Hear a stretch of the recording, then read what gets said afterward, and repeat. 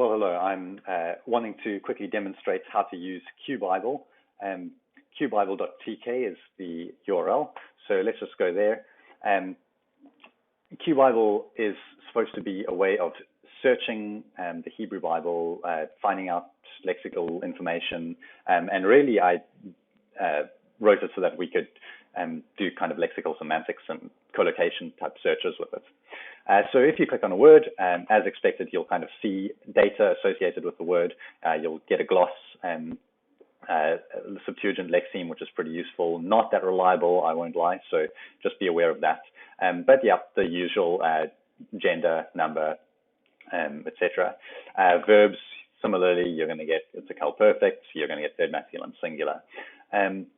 What you also get in these words is you're getting a consonantal root and a sense lexeme.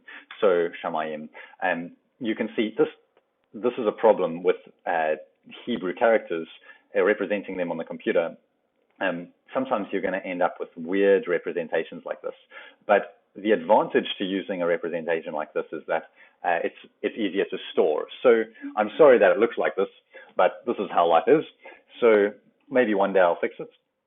For now, though, the sense lexeme is different from the consonantal root in that the sense lexeme is telling me more than the consonantal root. So a consonantal root could be a verb and a noun. They could both have those same root letters. So sometimes if you're trying to do a very broad search, the consonantal root is useful. But the sense lexeme is telling me this is a noun. And it's also telling me, in the case of verbs, that it's a specific sense of the verb. So that's important when you have verbs that have different senses in different stems. So when I do searches, I'm typically going to use the sense lexeme. So let's build up a search. The way we're going to do that is we're going to click on a word, and then we're going to click on the attribute that we're wanting to search on. So in this case, let's search on the sense lexeme. And then actually, let's add something else. Let's make it conjunctive. Okay. So now we click add search term, and you can see it appears up here. If we click on it, it gets removed, and you'll see that the options come down here. And you can actually change them. So you can click here, and you can change it to disjunctive, or you can change the sense lexeme. Don't think that you want to really do that. But there we go. We have Panay, and then let's add Tehom as well. So what we've done here is we've added Panay and in the conjunctive and Tehom. And what that means is find these two words within a specified range.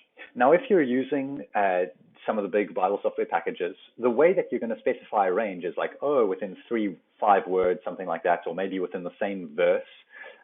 What I really like about this data that is being used in this app is that it specifies kind of grammatical or syntactical units like clauses and sentences. So you can actually come down here, search range, and you can search phrase, sentence, verse. So if we do a phrase search, let's just hit search there. And you can see we're going to find these three. And these are within the same phrase. So you can see that this is highlighted in this slight orangey color. Okay, the reason for that is because it's in the phrase, but it's not the search term that was being looked for. And so qBible is actually looking for Panay plus Tehom in the same phrase. Now, if we broaden that to clause and do the same search, you'll see it's finding the same three results. Panay, Tehom is not, they're not separated further apart in any clauses, but you can see it's highlighting more because it knows where the clauses are. So yeah, that's the basic way of doing a search. Sentences, we can do that. Something that's important to note is this is not trying to find Panay next to Tehom. It's just trying to find a sentence with Panay and with Tehom. Now, here we have an interesting result. So I should have done this before I started recording, but you can see here the result is split over multiple verses. So this is Proverbs 8 verse 27 to 29. Okay, and what's going on here is that if you look in the NET, this is the NET translation, just on the side for parallel, you'll notice that the NET is actually recognizing that this is not just one sentence per verse. And so the data, the ETCBC data that is behind qBible, knows that we're dealing with an extended sentence here that crosses multiple verses. And you can see actually that these words are not part of the same sentence group. So we've found Tehom in the next verse, even though it's not in the same clause or in the same verse.